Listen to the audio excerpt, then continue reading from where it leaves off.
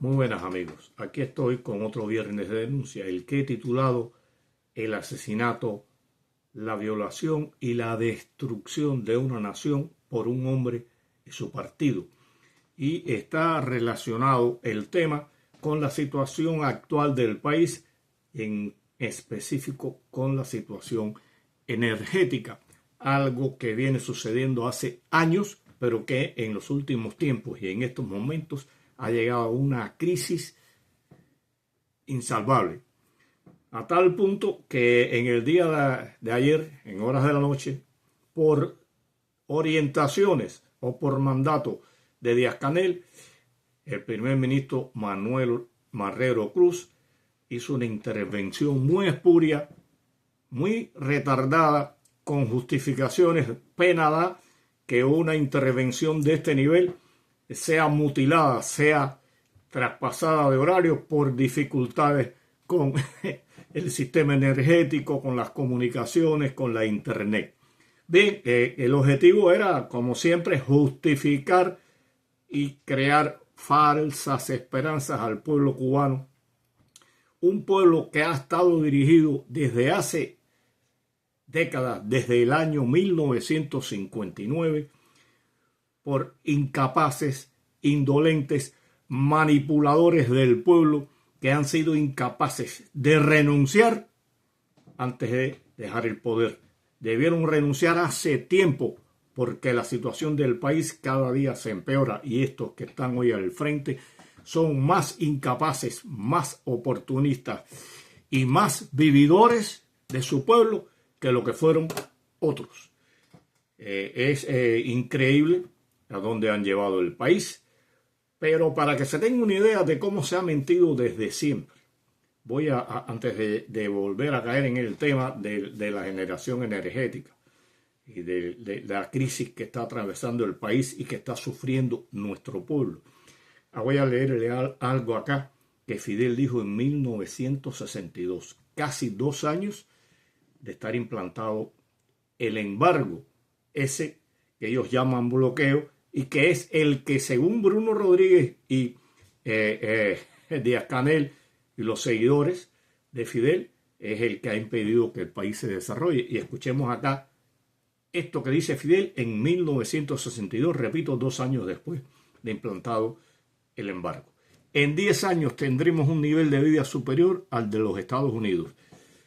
Esta frase es para reír, es para llorar, y la he utilizado y la seguiré utilizando porque aquí tienen cómo le mintió descaradamente al pueblo y le creó una ilusión que en 10 años iban a tener un nivel de vida superior al de los Estados Unidos. Increíble lo que fue capaz de decir. Y escuchen por qué él dice que va a ser así. Dice: nosotros hemos dicho que convertiremos a Cuba en el país más próspero de América. Bueno, hay una pequeña contradicción. Si en 10 años vamos a tener un nivel de vida superior al de Estados Unidos, seríamos el primer país en el mundo, porque Estados Unidos era la primera potencia mundial, lo sigue siendo, y el nivel de vida de sus ciudadanos está muy por encima del resto de muchos otros países, y en aquellos momentos más. Hemos dicho que el pueblo de Cuba alcanzará el nivel de vida más alto que ningún país en el mundo, bueno, América Latina y el mundo, como siempre, porque mientras las grandes potencias tienen que invertir un porcentaje inmenso de sus energías en fabricar armas, nosotros las vamos a invertir todo en producir riqueza, en hacer escuelas, en establecer industria, en poner a producir nuestros campos, en desarrollar las inmensas riquezas que tenemos en nuestra maravillosa tierra, que además de rica, es también la más hermosa. Chauvinismo rampante. Y bien, una mentira total desde principio a fin. Ya cuando Fidel dijo esto, había intervenido en varios países de América Latina. De esto vamos a hablar en otro momento, en otro tema. Cómo Cuba desde el año 59 empieza a hacer incursiones en otros países de América Latina, y empezó en el año 59 por Panamá. No seguiré ampliando, después hablaremos de estos temas. Entonces, ya incluso había pasado la crisis de octubre. Un tipo que metió armas de exterminio masivo, armas nucleares en Cuba, dice que no se va a dedicar a guerrear y que tenía un ejército inmenso en aquellos momentos, tal vez proporcionalmente el ejército más grande del mundo tuvo Cuba en determinados momentos. Entonces, bueno, esto era lo que decía Fidel, una gran mentira. Y bueno, ayer después de las intervenciones de este hombre, que todo fue justificativo, habló de parques voltaicos, se habló de otras cosas por los viceministros y la gente que ahí intervino. Después vamos a ver algunos criterios sobre este tema. Veamos las medidas, porque este es el país de las medidas, de los planes y de la presión sobre el pueblo, de los cortes de electricidad, del racionamiento de alimentos, de la carencia de vivienda. Entonces, bueno, veamos acá estas medidas para resolver momentáneamente la crisis. No va a resolver nada. Usted está tomando medidas que lo que van es a aplastar aún más al pueblo. Dice, suspender todos los servicios que no resulten vitales y que generen gastos de energía. Vaya. Suspender actividades culturales tanto en el sector estatal como no estatal. Mantener un servicio solo en los centros vitales como los hospitales y los que elaboran alimentos. Cuarto, suspender actividades de discotecas, centros de recreación y otras que generen altas concentraciones de personas. Bueno, que ahí está, ¿no? Un miedo latente. Tienen miedo de que se concentre gente, de que la gente proteste. Y bueno, ellos dicen, en vez de buscar otra cosa que enmascare, ya no tienen ni que enmascarar. Enmascarando que porque el gasto de electricidad, etcétera, etcétera, dicen donde haya concentraciones de personas, el temor a las concentraciones de personas, el temor a las protestas, el temor al derecho del pueblo, del ciudadano, del ser humano a exigir vivir mejor, a protestar contra aquello con lo que no está de acuerdo y con lo que le hace la vida imposible. Y quinto, suspender las actividades docentes desde el viernes hasta el domingo en los centros en todos los niveles de enseñanza. Se acabaron las clases. O sea, el país está muerto. No hay servicio, no hay cabaret, no hay restaurante, no habrá transporte porque no hay escuela, no hay centros de trabajo excepto los fundamentales. O sea, el país está muerto por este fin de semana y vamos a ver qué pasa la semana que viene. Aquí tienen otra medida, ¿eh? Otra medida, no es una medida, pero es una. Mañana se activarán todos los consejos de defensa a nivel municipal, provincial y nacional. O sea, una situación caótica, una situación de guerra, porque para eso, o de catástrofe natural, para eso están creados supuestamente los consejos de defensa, para situaciones de este tipo, y esto es una situación de este tipo. Pero no es porque vaya a haber un problema de que vaya a explotar una central termoeléctrica, de que se vaya a caer un cable, sino para las protestas que puedan surgir a cualquier nivel, en el barrio, en la cuadra, en un parque. Y bueno, hay otras medidas. Se orientó la elaboración de comidas rápidas, ligeras y caldosas listas para venta en unidades de comercio y la gastronomía. Y solamente el personal indispensable en estos centros de trabajo. O sea, como dije, el país muere. Y bueno, hacer un poco de sancocho, que es lo que van a elaborar esta gente para él, que no tenga posibilidades de hacer nada en su casa porque le van a cortar la corriente. De eso no se habla, el paletazo de la corriente está permanente y ahora va a ser peor. Y veamos acá algunos criterios y algunos análisis de esta situación. Voy a hablar aquí algo que publicó en su página de Facebook Juan Manuel Moreno Borrego, un activista y periodista independiente en Cuba que ha sufrido la represión de la dictadura cubana por décadas. Entonces, él dice que hoy, desde las primeras horas de la madrugada, la familia cubana se encuentra contra la pared y sin esperanza de salir del hoyo. Un poco lo que decía yo. La situación es de emergencia nacional, según las propias declaraciones de las autoridades, con récord incluido 1.700 megawatts de déficit de generación para la Mara Oda Pico. O sea, no hay electricidad. Y los otros días fue un 15% solamente del país con electricidad, La Habana con un 25%. Bueno, hoy va a ser peor y mañana va a ser mucho peor. Dice que, bueno, aquí aclara, dice, a lo largo de la isla, desde esta mañana fueron suspendidas el grueso de las actividades docentes y los trabajadores enviados a sus casas.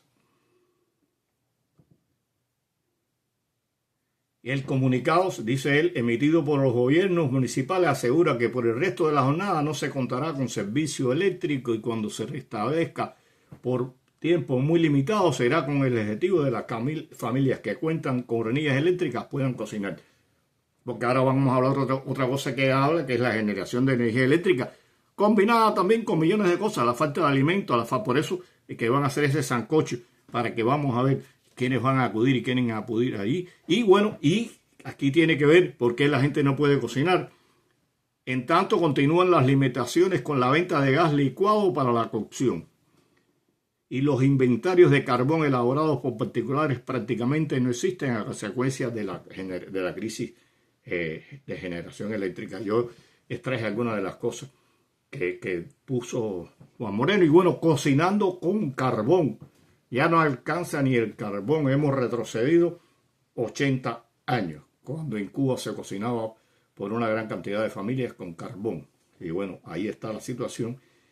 Y vamos a ver acá también que pone en su página Ulises Toirac, que es comediante, pero es ingeniero y sabe de lo que habla. Entonces, aquí veamos algunas de las cosas que dice él. Dice que los parques voltaicos no se hacen en unos meses, es cierto. Eso lleva tiempo. En las condiciones actuales que comprenden descontrol, indisciplina laboral, desorganización, descoordinación, etc., mucho menos. Pero por otro lado, hablamos de 30 parques con 20 megawatts cada uno para un total a plena capacidad de 600 megawatts. Pensemos, solo anoche el déficit alcanzó los 1.600. O sea, ya se tiene una idea de lo que cubrirá la totalidad de los parques voltaicos. O sea, suponiendo que se haga, va a cubrir de esos 1.600 que había anoche y 1.700, va a cubrir un tercio. El resto, eso es cuando se hagan, si se hacen, porque bueno, vamos a ver. Y voy a hablar una cosa de los parques fotovoltaicos y de generación de energía eólica. No son nuevos para nada. Existen hace décadas y en Cuba, a finales de los 80, cuando a Fidel le dio por incluso poner a cirujanos, a médicos a trabajar y a construir círculos infantiles, a los círculos infantiles y a algunos centros de trabajo se le colocaron, se le situaron calentadores solares para ahorrar energía. Estamos hablando hace casi 40 años. Se empezó a hacer esto y después, como siempre, se acabó el dinero, el desastre, la gente no sabía instalarlo, el mantenimiento. Y les voy a poner un ejemplo de la empresa de aceites y grasas que radicaba en el Cerro. Se compró un calentador solar para ubicar en la fábrica que estaba en el Cerro. Increíble, para calentar el agua de los trabajadores de la cocina. Increíble, cuando en esa fábrica funcionaban calderas que generaban vapor y iban a resolver un problema con el vapor que se perdía, con el vapor sobraba en ese sentido. Ahí pudo haberse hecho eso. Y sin embargo se compró. Lo que ve que la gente no piensa ni lo que hace, ni sabe lo que está haciendo. Pero bueno, se compró, fue un error, es verdad. Pero la esencia es que desde esa fecha se empezó a hablar de eso. Pero bueno, a Fidel se le ocurrieron otras geniales ideas y dejó esta de lado. También se compró por primera vez 3 molinos de generación eólica, para generación eólica. Y hubo su discusión, Fidel, por orientaciones de Fidel, porque él decía que sí, cerca del Pico Turquino, ahora no recuerdo el lugar, hubo que ubicarlo cuando los que habían hecho los estudios de las corrientes de aire en Cuba decían que allí no había, y Fidel decía que sí, que allí se le movía el pelo cuando él estaba. Bueno, ahí se puso eso. Y ahí se quedó todo, como todo lo que ha sucedido en la vida. Entonces continúa Ulises hablando, dice, a eso se suma la mora de pagos de los combustibles y la falta de un proveedor. O sea, Venezuela ya no puede seguirnos dando el petróleo que nos daba. Los rusos hay que pagarle y mandan de vez en cuando un barquito. Entonces, si usted no tiene dinero, ni para medicinas, ni para nada de eso, ni para pagar y debe, ¿cómo usted va a hacer producir en este tiempo? ¿Cómo usted va a resolver esta situación de crisis en el país, de crisis energética. ¿Hasta cuándo?